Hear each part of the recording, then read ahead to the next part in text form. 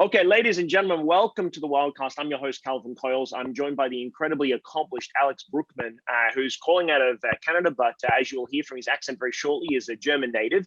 And what a tremendous, CV and resume that Alex has. I was actually doing a bit of research, Alex, just before we jumped on today's call, and we're both graduates of the sustainability program, business sustainability program at Harvard. I just finished that myself just a couple of weeks ago, and Alex has just recently done that as well. Has started and exited companies around the world, and now is in the space of leadership consulting with strategy for organizations, big companies, as well as small individual businesses as well, helping you get your strategy right. He's got a book coming out in the new year as well. He's got a masterclass in September. There's a heap of shit happening. Alex, wonderful to have you on the podcast. Thank you so much for being with us. I appreciate it. I appreciate it very much, Calvin. Thank you so much, not only for having me as a guest, but for all the great content you've been constantly putting out there. Really appreciate it. I appreciate that as well. Thank you so much. Alex, let's jump in and tell us, give people a bit of a guide to, what are you doing in the world at the moment in terms of strategy? It tends to be one of those sort of misused words, certainly when it comes to business. So talk to me a little bit about your history and backstory and how you came to be a sort of strategic coach and an advisor to businesses as part of that journey. It's kind of an accident, to be honest. I never really set out in the first place to become a strategy person. Yes. In my first job, I'm actually a trained radio music journalist. So I worked in the media industry for several years, and then went into a phase where I realized that I'm very much focused on this one piece of my life and the world. And I really didn't understand business. I didn't understand the economy, but I learned how to ask good questions as a journalist. So that was something that I realized later would help me in the strategy and leadership development space later on. Yes. Having said that, I went back to school, basically.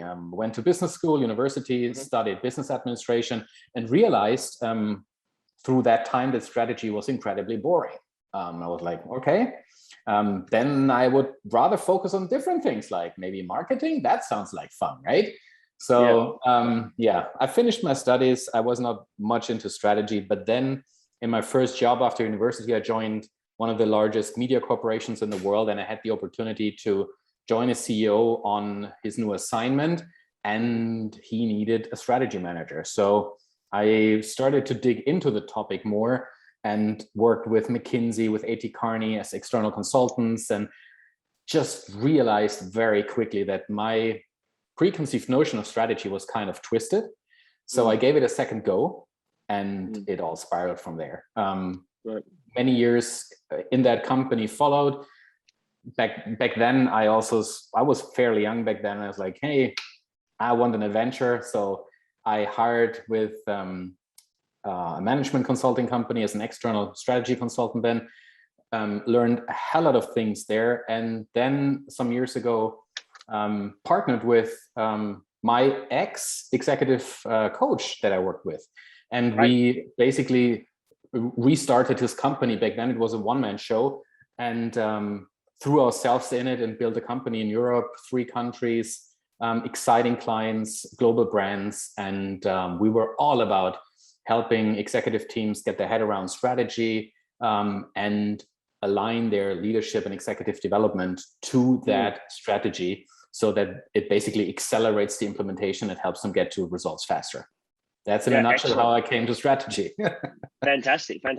So let's dig into that a little bit. When you say that you had a preconceived notion or idea around what strategy was, and then you obviously rediscovered strategy through those management consulting firms like McKinsey's and others, what was your version of strategy pre that era, and then what have you known strategy to be now? And then I'm leading towards what are some of the challenges and things that these big companies that get paid huge amounts of money and pay huge amount of money to people like yourself, the consultant, like what are the sort of things that they're not seeing in that sort of strategic development? So I'm interested to know your thoughts on that. First of all, strategy in business school, and I studied business administration at a very renowned German business school. It is not kind of 100% theory as you would expect it basically in a university environment. It was hands-on and was more operational than you would probably find it somewhere else, but still it had very little context and no visible connection to my pre-university career as a radio journalist. Right. We could also put it differently. I simply didn't get it back then. Right. That's the point, Yeah. right? It wasn't shiny enough for me. So yeah. I did not see the value in strategy in the first place. I only realized it once I was working in a company that was reworking their strategy, because all of a sudden it had a concrete context, real issues and real people involved. Yeah. So when it comes to people in strategy, strategy needs to solve a problem. And a problem is something that involves people. So all of a sudden it becomes personal. And then you understand why you need strategy, because it touches the lives of the people in an organization and beyond. And this is when I understood that strategy is all about people. It is all about understanding the needs of people. And I said earlier, I was more attracted to marketing because I always thought marketing is directly impacting people, but so is strategy. And when I understood that, I found my peace with the topic, and I actually understood that it is exactly what I want to do. Having said that, once you understand that, it's like a thought that pops into your head. You can never unthink it again. And I needed to dig deeper. I needed to understand strategy better. And I basically, on the job, restudied the subject of strategy, not in a theoretical bubble, but like academic, but very, very hands-on. So I would never consider myself a strategy guy with a perfect academic background. That's not me. I have a very broad background, a general management background. My specialization in strategy comes really through real life and real projects and real client work that I've been doing over many years, which gives me a very down-to-earth connection to the topic. And this is, to the second part of your question, this is something that I find very often in organization, that this is missing, that this personal connection to the topic of strategy is missing. And especially for middle managers, very often strategy is something like, yeah, that's for them up there. That's executive topic. That's something they need to talk about. Where I help them understand the topic of strategy in a different perspective.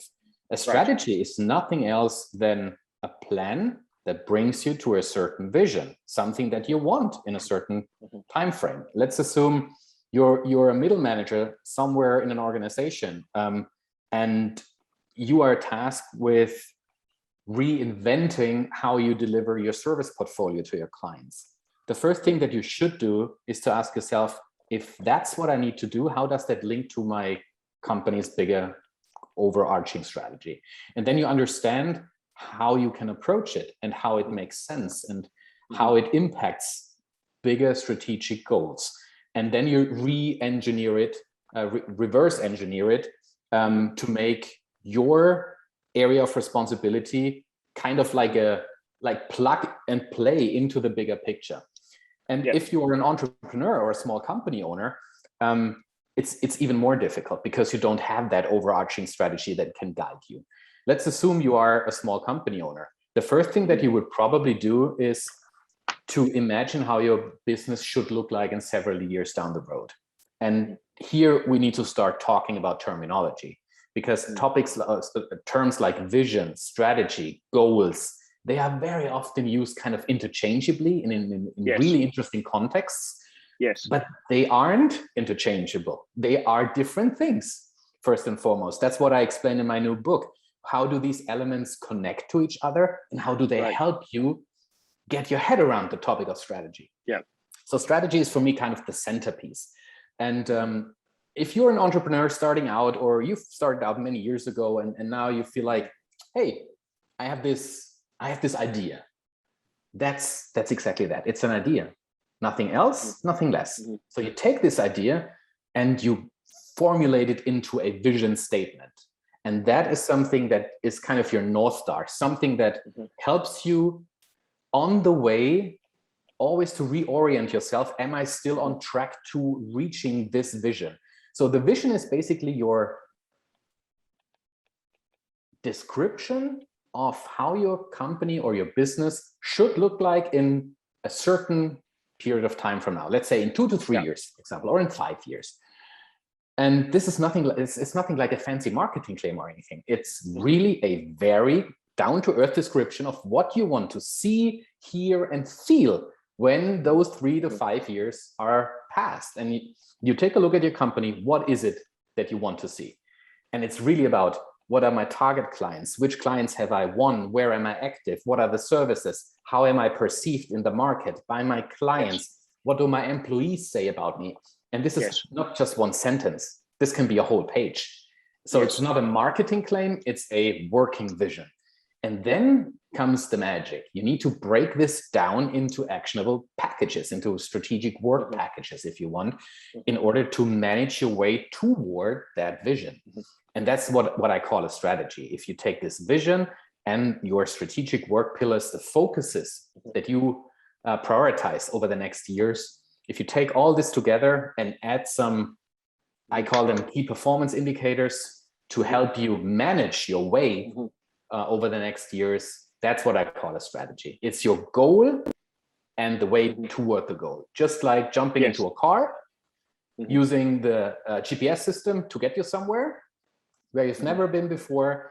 You hammer your vision, i.e. your final destination, into your GPS, and then the trip begins, and it might be several hours long, and there are things happening on the way, and your GPS system will react to that, and your strategy in business also needs to react.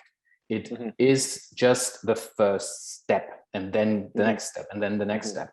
And when things go south, or a pandemic happens, you don't lose sight of your vision, but your way to that vision needs to adjust. So a strategy is a dynamic, living, breathing organism, but you should never lose sight of your vision, if that makes sense. Yeah, it does, absolutely. And thank you for giving us that descriptive there.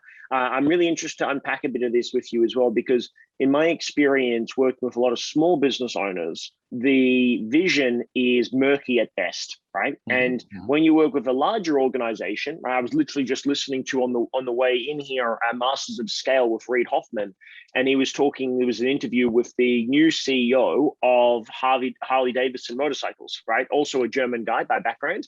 And he was talking about the vision for Harley Davidson, and their sort of ethos was around this sort of spirit of adventure and how they're revitalizing the business as part of that, right? So there's when you are employed by a big company like that, it's not about your personal goals. It doesn't matter if you enjoy the brand or not. Obviously, it helps, but it's very much about what does the company exist to do and create, which it gets to a sort of critical mass, right? With small businesses, in Australia, just to give you an example, there's 2.1 million companies in Australia. But the overwhelming majority of them, 1.2 million, are individual operators. And then there's like 800,000 that have got less than 20 staff. So organizations like mine, or my organization, and even smaller, they represent 2 million out of 2.1 million. So for those businesses that are really just micro enterprises, right, where you've got, the CEO or founder that might be listening to this, when they're creating a vision for themselves, one of the things that I saw with your work was this idea of creating an intentional strategy, right? I'm interested to know how you start with the vision in that case, because are you encouraging the founder to design a business for what they want and the business is a vehicle to get them to that goal? Or are you designing a strategy for the business and the vision for the business itself, irrespective of the individual people, knowing that they play such an important role? In the context, how you just described it, those things kind of blend, because the founder or solopreneur often is like the equivalent of the company. So it is the easiest way of formulating a vision, because if you are just you and maybe a family member or 2 or 3 employees, it is very simple to just sit together and create that together. In large organizations, those processes take months. It's a completely different ballgame. The amount of stakeholders that need involvement and just the pain that you sometimes feel going through those processes is massive. If you are a small company, it is so much easier. This exercise might take you a few hours and nothing more than that, because you have control over your world to a very large degree, and you can influence all these aspects. And I totally agree with you. Very often those visions, they are somewhere in the back of a founder's head, maybe. They are at best scribbled in bullet points on a piece of paper, and that's it. But it's nothing formulated and co-created and maybe even shared with your 20 employees what it actually should be, because those 20 employees play a massive part in bringing this vision to life. So when you're a small company, the process for you is exactly the same. And this is the cool thing. That's what I do in my work with entrepreneurs. I help them understand that the process for a large organization and the process for you as a small company owner is exactly the same, but you are so much faster. And that's the big advantage that you have. You can move so much faster. And another advantage is there's not a ton of investors that you need to convince that this is a good idea. Most of the time, you are the investor at the same time as the owner and founder. So you just do it. You give yourself the grants because you believe in it. And the magic, and that's why I also call it intentional strategy. The magic in this exercise is that it gives you incredible focus. Everything else, all of a sudden, is just marginal. It takes away the shiny object syndrome. It is like you take a look at your strategy that you've written down, and you immediately understand that what you need to do is this, this, and this. And then you assign resources to that, money and people, your own time, and you see how those things connect, and everything else becomes, let's say, less important, or you drop it completely. All those pet projects that you might have because you've always done it that way, you know what I mean?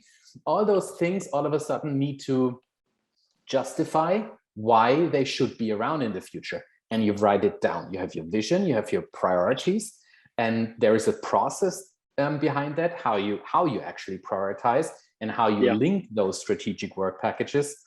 And it's super easy.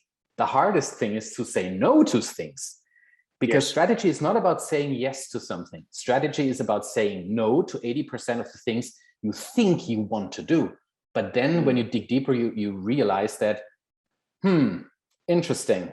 80% of my time should flow into only 20% of these ideas, because they have the biggest impact on my business, on my well-being, on my personal and financial freedom. And this is something that I need to understand as an entrepreneur. And to be frank, Calvin, most entrepreneurs don't have a business background.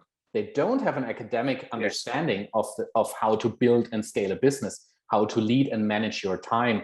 All these things are relevant, but little known by most entrepreneurs. Why? Because entrepreneurs build businesses because they are based in their own passion, something that they love. They leave their 9-to-5, they become founders because they have something that they burn for, something that they want to bring to the world, or they've been in a company for quite some time and all of a sudden understand, interesting, I think I can do this by myself. I can build a company around that. So they come from a different background, and passion brings you to a certain level of success, but then you need to understand the dynamics and the processes that help you get rid of distractions and manage your time better, because you also have a family, you have friends, you have different hats. You're not just a founder and an entrepreneur. And I have to admit, for me personally, it was a turning point when I became a dad for the first time. I really sat down and rethought how I want to structure my business, because I want to spend more time with my son than before. So it's truly helpful. And it's not that difficult. You can just, if you want, go to my website, alexthestrategist.com. You just download the Intentional Strategy Toolkit. It's all for free, and you start getting your head around it. There are questions in there that help you reflect, that help you make decisions, and you write it down. And at the end of this document, you hold your first strategy draft in your hands that you can then work with. Alex, I thank you for that. I actually downloaded the strategy toolkit as well. I've got it on the desktop here. Here's something I really love to get your insight on. We live in a world now of infinite possibilities, right? And there's no truer example of that than individual founders, right? Because there's so many opportunities with obviously emerging technology and even just the technology we have available to us today. So you talk about this sort of paradigm shift. Someone goes from working in a job where it's very heavily regulated, right? Where it's pretty regimented, where you've got billable hours and time, and there's a lot of structure in that world because obviously you're designed to sort of extract economic value. You go from that world to then setting up your own business. And now you've got all this freedom where you have no structure, no fucking clue what you're meant to be doing. And it's like I can go in any direction I want, right? So, you know, with infinite opportunities, but limited resources, right? What are some of the toolkits that you've got available to you as a strategic consultant where you go into a company and they say, hey, these are all of our crazy ideas. And you go, okay, great. And what are we going to do in terms of a priority, right? So you talk about that idea of what's going to make the biggest impact to your business. Give people at home a reference point of going, well, if I've got a lot of different directions I can take this business in, how do I find what's going to be the highest and best use of my time? What are some models or some ways of thinking about that could help people design or at least start to create a more clear and concise version of their vision? That's a great question. The first thing that you should definitely do is to think about, what is the purpose? Why do I do this? Why do I want to become an entrepreneur? And this question of purpose goes deeper than anything transactional. If your answer to that is because I want to earn more money or because I want to have more time, you should think again. Your purpose needs to be something else. Purpose is, if you define what purpose is, I would say purpose is the issue out there in the world that you as a founder are uniquely positioned to solve because of your background, your passion, your knowledge, your resources. That is your purpose. So some of the highest or best purpose statements that I've seen in my life, they come from not-for-profit, I'd rather call them for impact organizations, because they are out there because they address a very specific issue. And if you want to be very concrete, take any environmental protection organization. Their purpose statement clearly says something along the lines of to protect marine wildlife and habitat, for example. That's why they are there. They are there to bring value to something. And this is then the next thing that you as a founder need to understand. Apart from solving or addressing this issue out there, what is the value that you bring to your target group? So let's assume you're not a for impact, but a for-profit organization, and you're running a business to make some money and a living, right? You can do well while doing good. You can also have a for-impact company that also earns money, but let's assume you're not a for-profit environmental protection agency, but rather an ordinary business that delivers certain services to a client. This is where you need to start. What is the value that you bring to those clients? Why are they better off working with you than working with your competitor? So strategy is an important element of strategy is to understand, why would any client choose me and my offering over a similar offering by any competitor over the longer term? What differentiates you and you offering?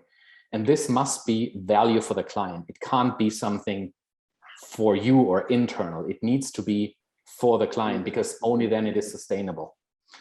So right now we have purpose and we have client value. And the third element I would always say is, don't start to think processes and tools. That's the last element of organizational identity that sits in my framework of those 9. Those follow the deeper elements like purpose, like client values, The third element that you definitely Alex, need let to me think just jump in on this, because as soon as you start saying that, I'm with you 100%.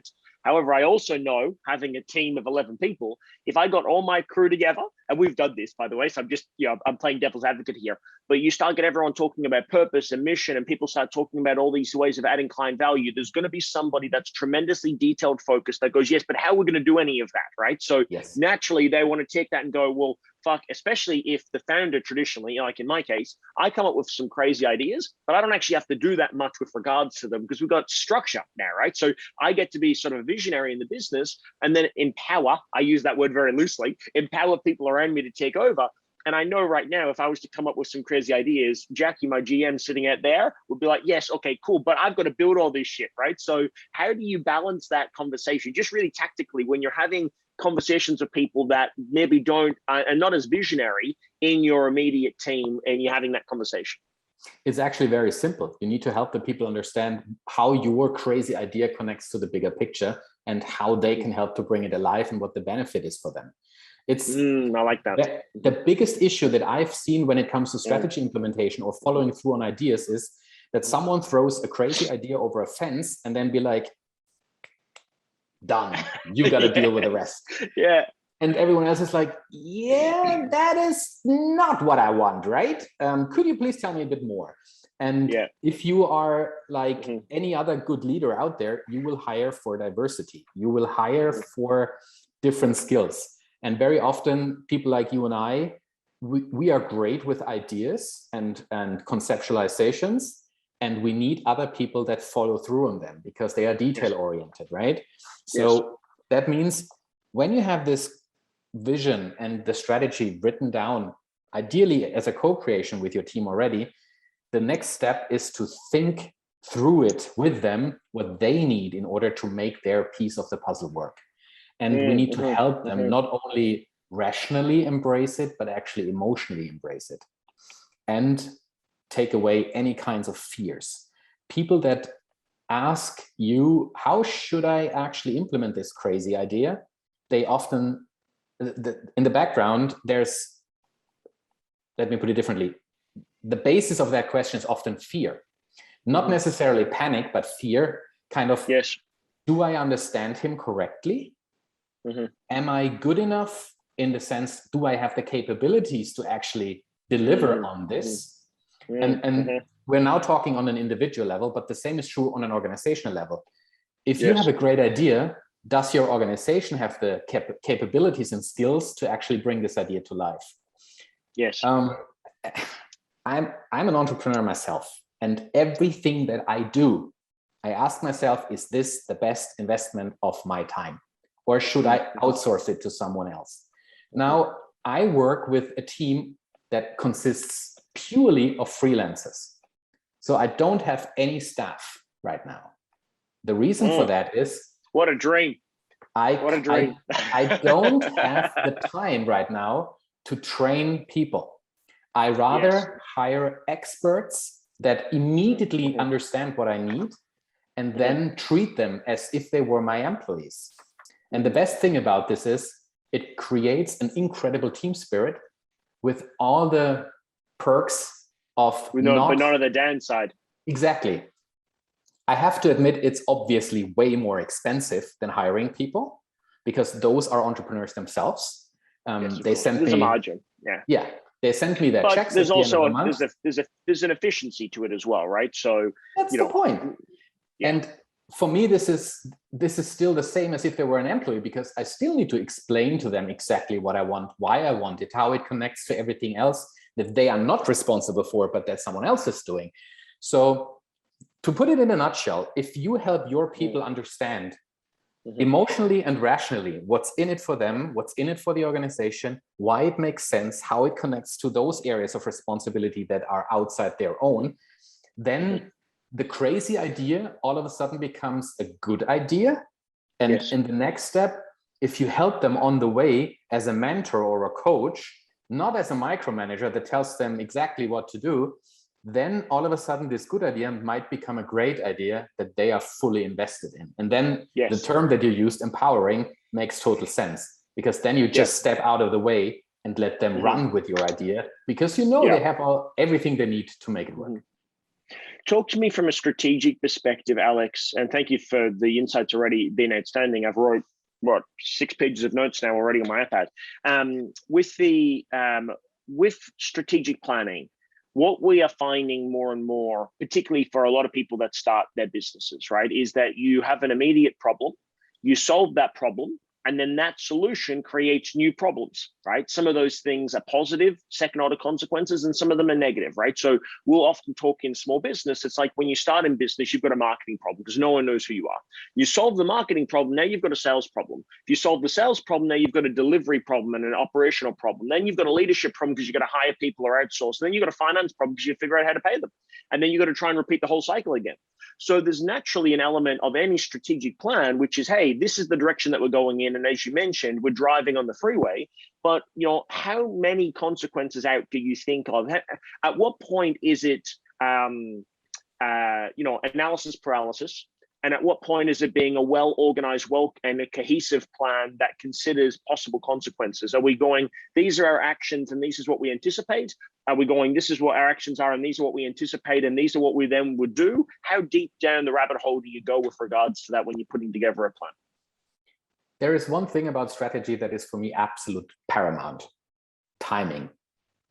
Strategy is nothing that happens in an ivory tower that you do for 3 years and then you start rolling out your perfectly planned. It's just not like that. That's not how the world works.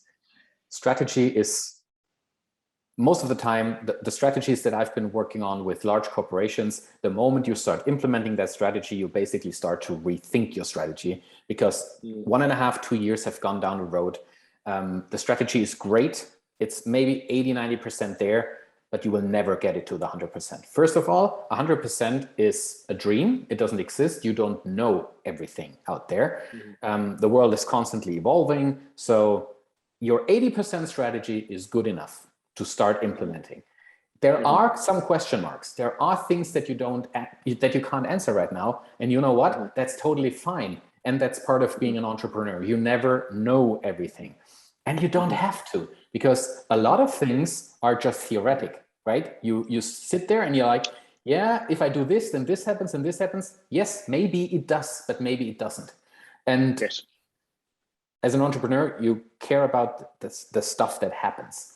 And another thing that's important, when it happens, you can care about it. When it doesn't happen, you don't have to worry about it up front.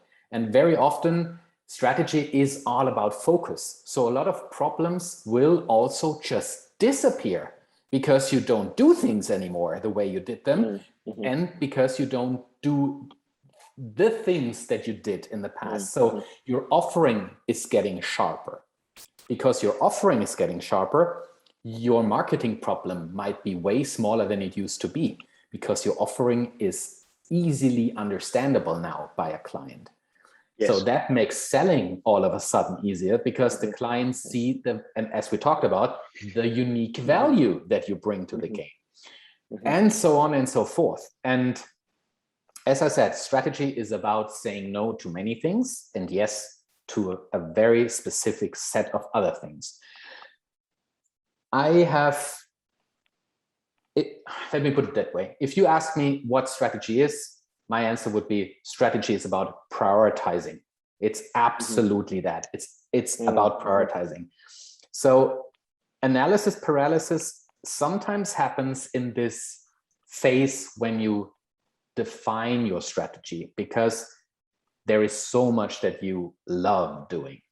You became an entrepreneur because you're great at something.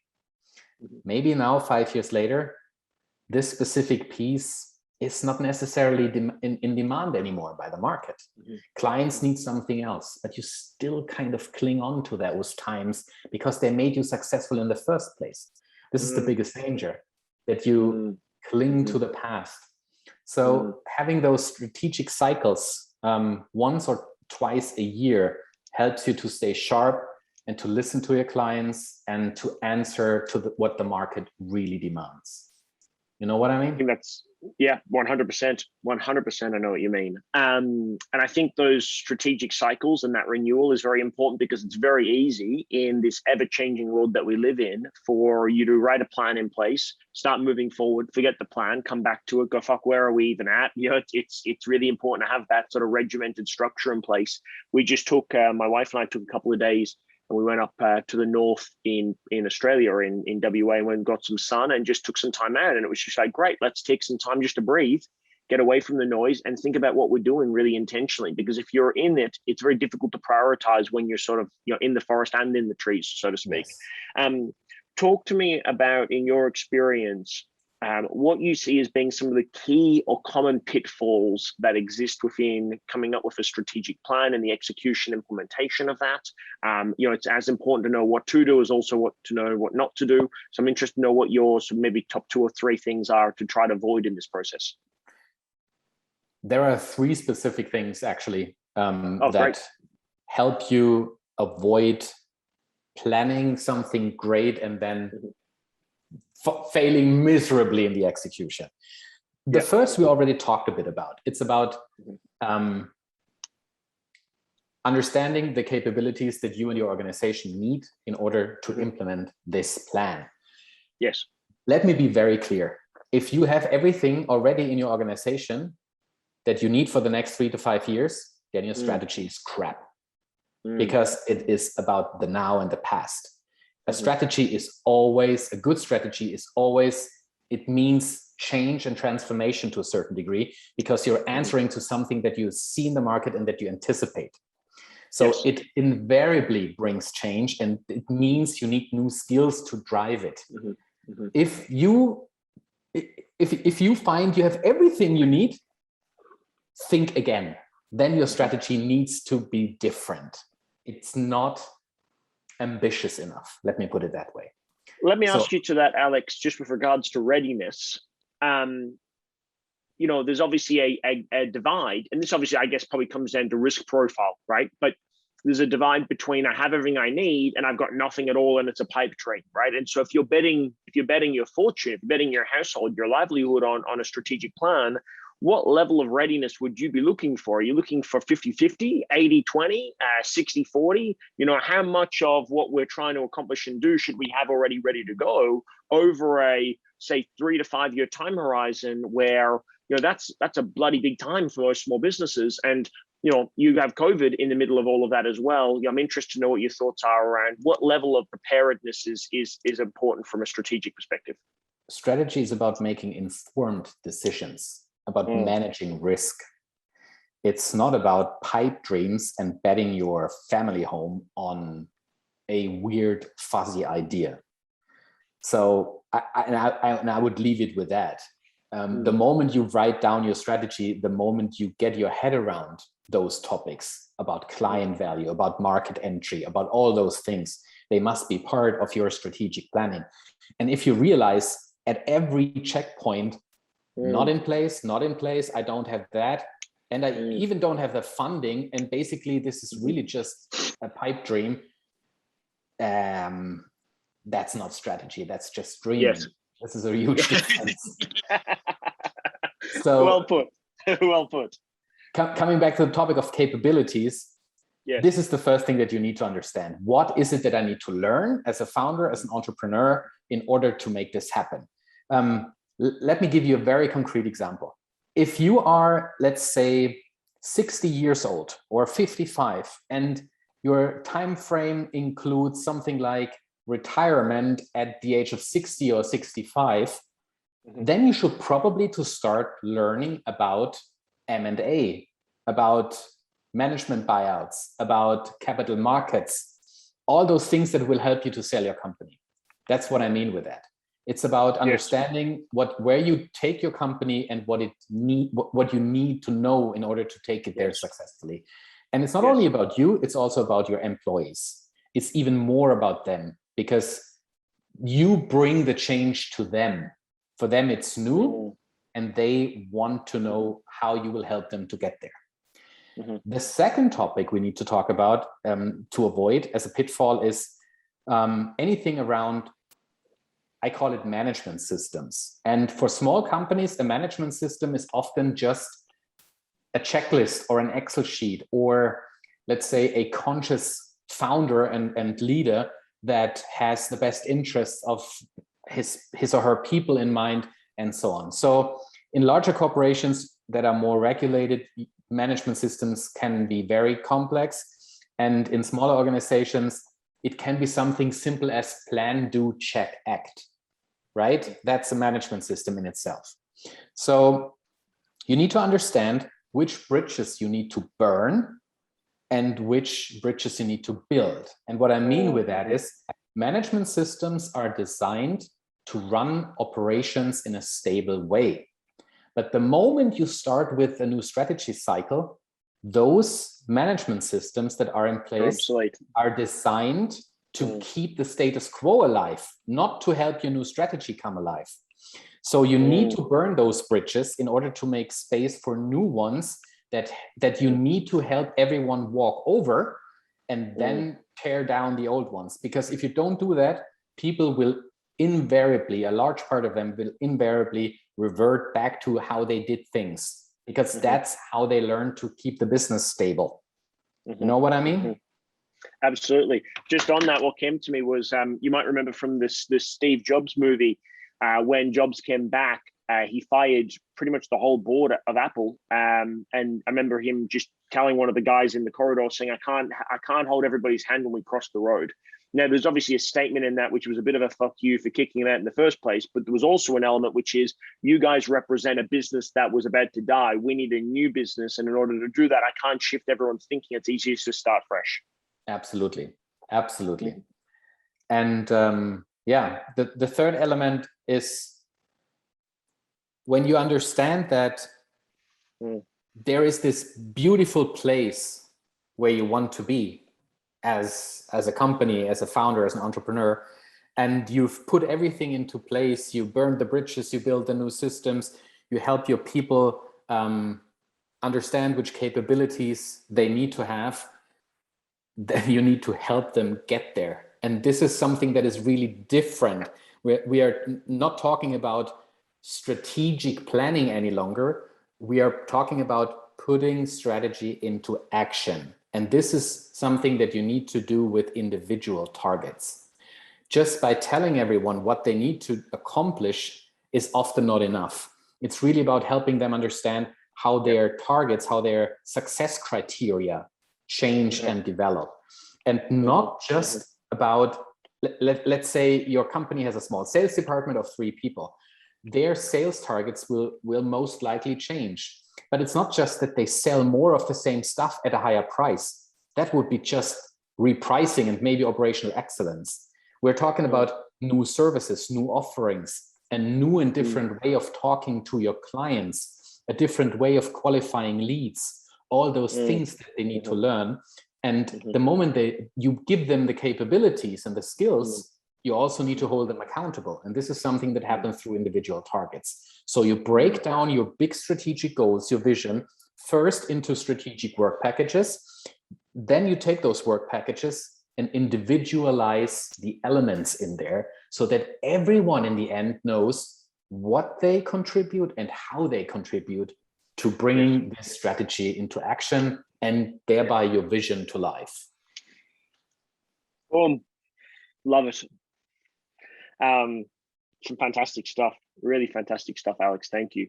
I'm now at 8.5 pages, nearly 9 pages of notes. So I appreciate it deeply. My book is more than 200, so there is a bit of stuff that you can still read. Yeah, absolutely. I got 192 to go.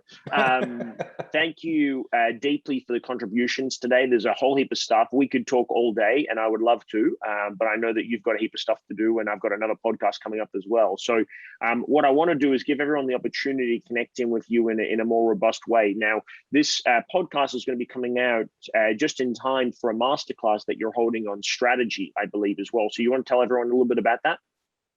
Yeah, thank you for the opportunity, actually. The masterclass actually came at the back end of the book. So through the process, when I wrote the book, I realized that a lot of the things that I'm writing down, they exist somewhere on my computer. I have checklists, I have tools that I use. And I was like, this is super valuable stuff for people that are building their own companies. And I wanted to package them in a way that they have a nice look and feel, and that they are front to end connected, so that they form some sort of a playbook for an entrepreneur. So you sit down, you work through the playbook, and you know what you want to do afterwards. So it's this process of saying yes to some things and no to a lot of other things. And someone that I work closely with said, Alex, you need to put this stuff out in addition to the book. So that's when we sat down and said, okay, let's design a course, something that people can go through on their own terms, in their own time. So we designed a masterclass, which is actually 8 weeks long. Every week, you have access to a new set of let's say, nuggets that you can take, and exercises. Most of those exercises are being done in an hour or two. It's something that just helps you distill your thinking and to get your head around your business, your strategy, and to make you more successful. If you want to know more about it, just go to alexthestrategist.com. On the landing page, there's a link to my courses. Great. And you will find all the information there. Outstanding. Well, look, I'm going to put up in the show notes links to Alex's Instagram account. He's got some fantastic content on there. Also links to the website as well. And of course, access as well to that intentional strategic toolkit, which is a fantastic download. And we've got actually in front of me as well, 28 pages of just gold. So not quite 200, but it's a good starting point in the right direction. Alex, I want to thank you so much for your time. I really appreciate it. You know, I know just the dollars and cents that companies like McKinsey & Co. charge you out at back in the day would have been huge. So being able to get access to you in a podcast format and being able to learn some of these lessons, this is, you know, hundreds of thousands, if not millions of dollars of value for our clients. So I want to really appreciate you. Thank you for that as well. And wish you every success of the book launch as well. For everyone that's playing along and listening along at home, please leave us a like, a comment, and a review wherever you're catching this, whether it be YouTube or a podcast or apps or any of those types of things as well. Go and check out Alex and what he's doing as well. And until we see you live or online, be bold, have fun, go make an impact in the world, and we'll see you on the wild side. Good afternoon, good evening, and good night. Thanks, guys.